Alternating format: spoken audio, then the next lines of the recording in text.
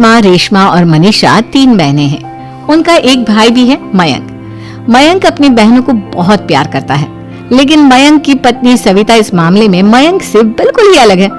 वो अपनी ननदों का जितना बुरा कर सकती है उतना बुरा करती ही रहती है और अपनी ननदों पर हुक्म भी चलाती है।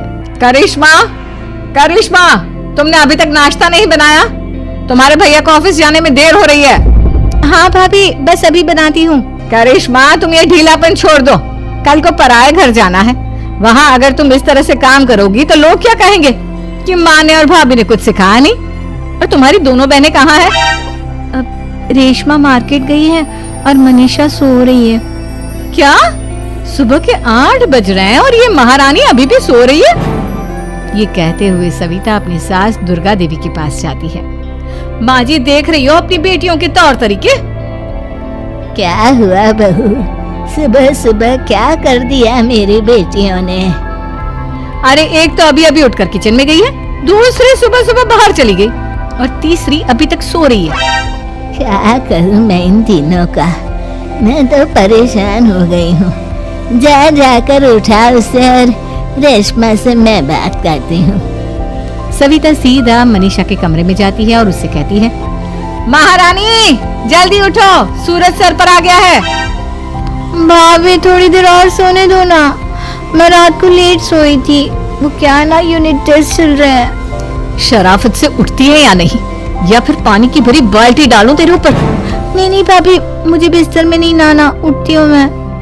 मनीषा जल्दी से उठकर बाथरूम में चली जाती है। सभी आराम से बैठकर नाश्ता कर रहे होते कि तभी रेशमा बाजार से हाथ में सामान लिए आ जाती है। रेशमा को देखते ही सविता उस पर बरस पड़ती है। लो, आ गई महारानी। ऐसा भी क्या सामान लाना था जो सुबह आंख मलते ही बाजार की तरफ रवाना हो गई? भाभी, कल आप ही तो चीख रही थी कि घर का सारा सामान मुझे ही लाना पड़ता है, घर में किसी को भी किसी काम से कोई लेना देना नहीं है। अब मैं बाजार जाकर सामान ले आई तो आपको इस बात से भी तकलीफ हो रही है? देख रही हो माँ जी, अपनी बेटी की जुबान कैंची से भी तेज चलती है। और मयंक, आप तो कुछ कहेंगे नहीं अपनी लाडली बहन को। रेशमा, अपनी भाभी से ऐसे बात नहीं करते। चलो माफी मांगो। भैया, मैं क्यों माफी मांगू? आप भाभी से बोलिए ना कि हम पर कम हुक्म चलाया करे। हम इस घर की बेटियां हैं और आपकी पत्नी की ननद है, नौकरानी नहीं। लो कर लो बात। इनकी भलाई के लिए कुछ भी बोलो तो इन्हें बुरा लग जाता है। इस घर में यही इज्जत है मेरी। देख लो माँ जी, आपकी बेटी किस लहजे में मुझसे बात कर रही है। सविता वहाँ से चली जाती है। मयंक को बहुत गुस्सा आता है, वो भी वहाँ से चला जाता है। फिर करिश्मा रेशमा को समझाती है। रेशमा, तुम्हें भाभी से माफी मांग लेनी चाहिए थी ना। लेकिन दीदी, मैंने कुछ किया ही नहीं, तो मैं माफी क्यों मांगू? हाँ का रेशमा दीदी, रेशमा दीदी जैसे ही घर में आई भाभी ही उन पर चिल्ला रही थी। हाँ, मैं मानती हूँ कि गलती भाभी की थी। मैं तो इसलिए बोल रही हूँ कि भाभी ने माँ को तो पूरी तरह अपने वश में कर लिया है। वो हमारी बात सुनती ही नहीं। मयंक भैया हमारे लिए हमेशा खड़े रहते हैं, इसलिए उनकी बात का मान तो तुम्हें रखना चाहिए था ना। कोई फायदा नहीं दीदी, कुछ दिनों की बात और है, भाभी उन्हें भी हमारे खिलाफ भड़का देंगी। फिर वो भी माँ की तरह हमारी किसी बात का विश्वास नहीं करेंगे। इसी तरह सविता अपनी तीनों ननदों को किसी न किसी बात पर परेशान करती रहती थी। एक दिन मयंक अपनी तीनों बहनों के लिए गिफ्ट लाया। क्या रेशमा, ये तुम्हारे लिए हार का सेट। रेशमा, तुम्हारे लिए सुंदर सी ड्रेस। और मनीषा, तुम्हें किताबें पसंद है ना, तुम्हारे लिए किताबें लाया हूँ। थैंक यू भैया। थैंक यू भैया। थैंक यू भैया। करिश्मा, तुम्हारा नेकलेस कितना सुंदर है। ये भैया कहाँ से ले आए होंगे? मैंने भैया को 3 दिन पहले फोन पर ये डिजाइन दिखाया था और आज भैया ये ले आए। सविता तो अपनी ननदों के गिफ्ट्स देखकर जल गई और करिश्मा का नेकलेस तो उसे भी बहुत पसंद आया था। अपनी बहनों के लिए कितना अच्छा नेकलेस लेकर आए हैं, मुझे कभी कोई गिफ्ट नहीं दिया। मैं आज ही ये हार चुरा लूंगी। रात में सविता करिश्मा का हार चुरा लेती है और इसी तरह उसे अपनी ननदों की जो भी चीज अच्छी लगती वो उसे मांगती नहीं, बल्कि रात के अंधेरे में चुरा लेती। इसी तरह दिन बीतते गए और सविता ने मयंक के दिल में भी उसकी बहनों के लिए नफरत पैदा कर दी। एक दिन मयंक ने करिश्मा और रेशमा के लिए रिश्ता देखा और ये बात उसने घर में सबको बताई। माँ, करिश्मा और रेशमा के लिए बहुत अच्छा रिश्ता आया है। वो लोग कल इन्हें देखने आ रहे हैं। आप और सविता मिलकर सारी तैयारी कर लेना।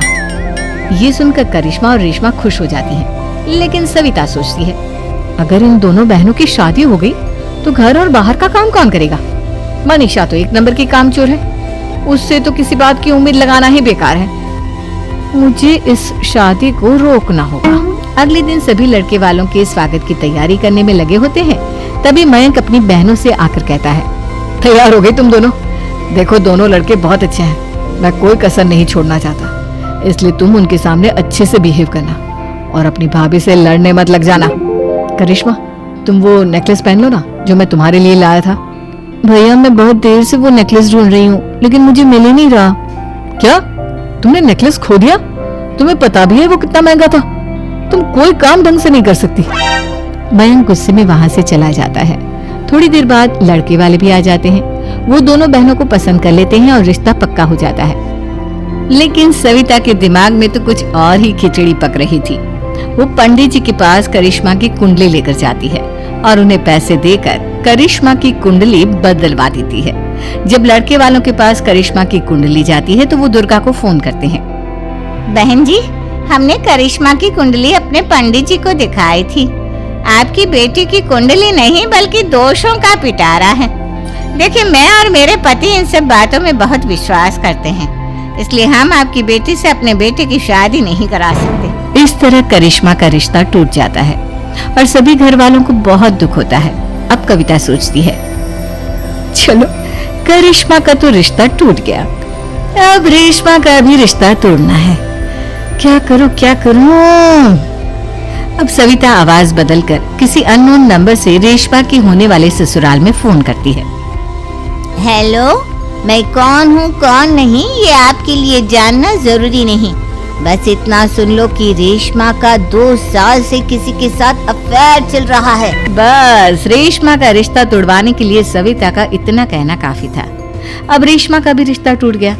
मयंक और दुर्गा देवी ने रेशमा को खूब खरी खोटी सुनाई और उससे बार बार उस लड़के के बारे में पूछने लगी। आप दोनों मुझे क्यों परेशान कर रहे हो? अरे कोई लड़का होगा मेरी लाइफ में तो मैं बताऊंगी ना, जब कोई है ही नहीं तो कहाँ से लाऊं मैं कोई लड़का? तो तेरे होने वाले ससुराल वालों को फोन किसने किया था? माँ मैं नहीं जानती किसने फोन किया था, मैं सच कह रही हूँ। मैं तो पहले ही कह रही थी इसकी लगाम खींच कर रखो, लेकिन मेरी सुनता ही कौन है। आप चुप रहिए भाभी, ये सब आपका ही किया धरा है। अब तीनों बहनों को विश्वास हो जाता है कि ये सब उनकी भाभी ही कर रही है। तीनों बहनें अपनी भाभी को सबक सिखाने के लिए एक वकील कर लेती है और घर में हिस्सा मांग। देखो भैया, माँ बाप की जायदाद में जितना बेटों का हक होता है उतना ही बेटियों का, इसलिए इस घर के 4 हिस्से होंगे और हमें अपना हिस्सा चाहिए। मैंने तुम्हारे लिए क्या क्या नहीं किया और तुम इस घर में हिस्सा मांग रही हो? भैया, आप और माँ हम बहनों की कोई बात नहीं सुनते हो और भाभी हमारी शादी नहीं होने देगी क्योंकि उन्हें लगता है कि आप हमारी शादी में ज्यादा पैसा लगाओगे और उन्हें हम जैसी फ्री की नौकरानी कहाँ मिलेगी। तो हम भाभी के साथ तो रह नहीं सकते, हम बहनों को अपना हिस्सा चाहिए। अरे तुम्हें शर्म आनी चाहिए अपने भाभी पर ऐसा इल्जाम लगाते हुए। वो तुम्हारे बारे में कितना सोचती है। हाँ माँ, भाभी हमारे बारे में बहुत सोचती है, दिन रात बस यही सोचती रहती है कि किस तरह से अपनी तीनों ननदों को परेशान करूं और कभी मुझे पढ़ने भी नहीं देती। दोनों बहनों का रिश्ता भी तो इन्होंने ही तोड़वाया है और रात में हमारे कमरे में आकर हमारी चीजें भी चुराती हैं। इसी तरह सविता की तीनों ननदें अपनी बात पर अड़ी रही। अब कोर्ट में तारीख भी शुरू हो गई। जब सविता को लगा कि उसकी तीनों ननद इतनी आसानी से नहीं मानने वाली, तो उसने अपने पति और सास को सारी सच्चाई बता दी और अपनी तीनों ननद से माफी मांगी। मयंक और दुर्गा को भी अपनी गलती का एहसास हो गया। अब सविता खुद करिश्मा और रेशमा के लिए अच्छा रिश्ता ढूंढती है और उनकी शादी करवाती है।